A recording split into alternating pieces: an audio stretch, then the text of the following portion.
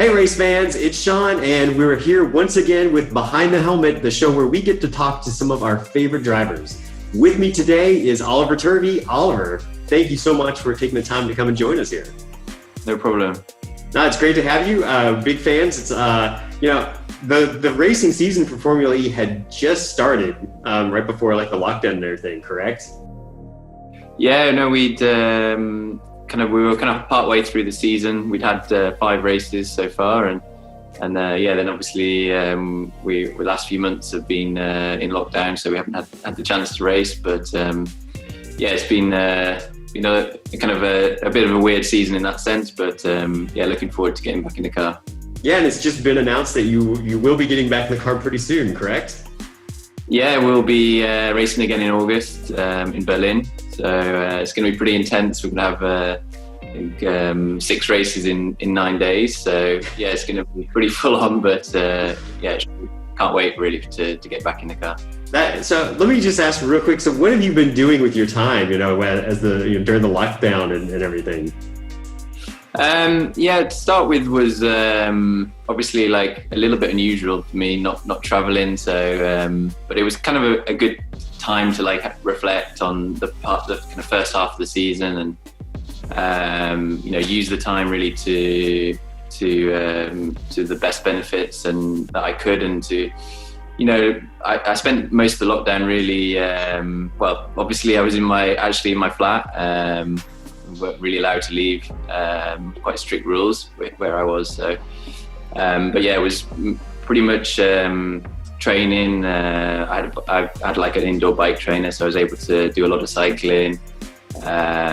We got the simulator through Formula E, and we were able to do the race from home challenge, which was every Saturday for kind of 8 weeks. So that was keeping me busy and something to keep competitive and keep sharp.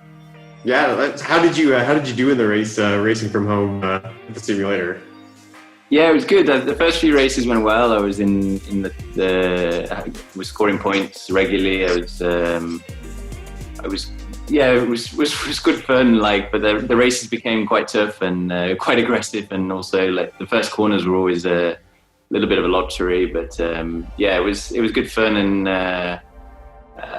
something that was keeping us competitive spirit. Each week having a race.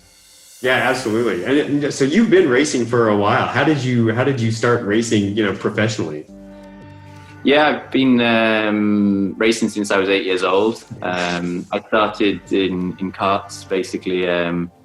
My father was a motorsport fan, and I was a motorsport fan myself when I was a kid. And it was just he was working in the car industry and had some colleagues that their sons were racing karts, and just started as a bit of a hobby at my local kart track, and we went there and started doing well there, started winning races, and then kind of progressed and started racing all over the UK, and I raced in the British Kart Championships, which I won twice as a junior. So kind of just started as a hobby and kind of progressed into something that I was able to move up through the karting ranks, and then move up through the junior single-seater ranks, and to make into a career.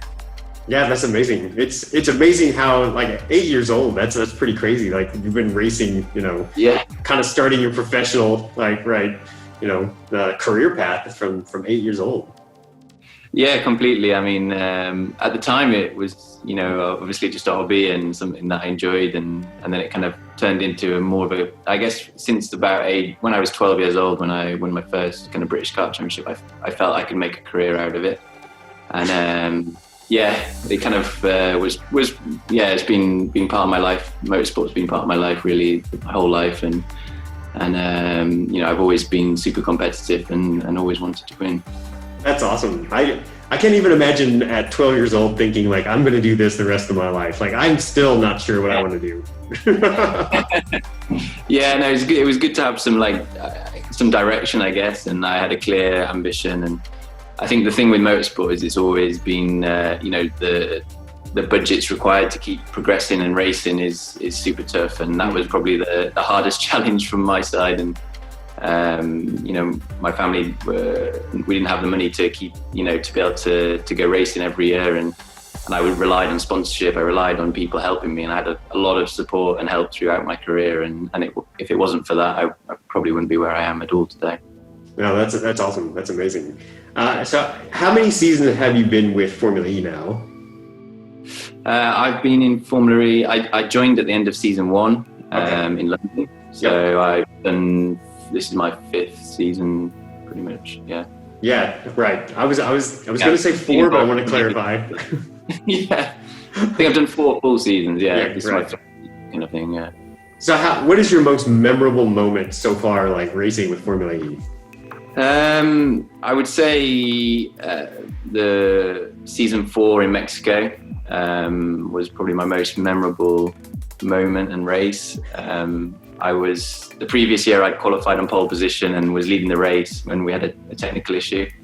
And then in season 4, I qualified again on the front row in Mexico and was leading the race. And we had a really strong race and ended up finishing on the podium in 2nd. And it was my first podium in Formula E, and it meant a huge amount. And that was probably the biggest moment and one of the greatest memories of Formula E. That is awesome. And you know, getting to travel around the world and like race on these street tracks, like what is that like? Is it just indescribable?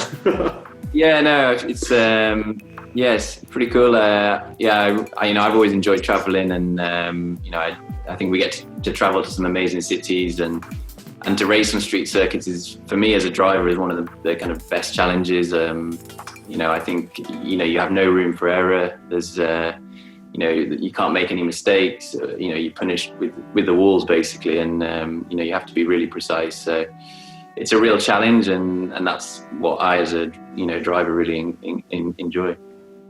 Yeah. So with our game, we have players all over the world. Millions of players. If one of them wanted to go from playing video games to like driving professionally, like what kind of advice would you give them? I think the best advice really is, I think games are great for learning racecraft, being competitive. It's something that, we use simulators before to practice and prepare for all our Formula E races. So, I think they're fantastic for that. I think that in terms of making a transition into real world racing, I think it's about being able to drive, in reality, I guess, anything, even if it's, race a go-kart or, any car or any opportunity you have to drive in reality. And that's certainly, like, throughout my career, I always took every opportunity I had, basically, because I had to. And I think, grab any opportunity you have to race in reality. Yeah, absolutely. Although I was waiting for you to say, start when you're 8.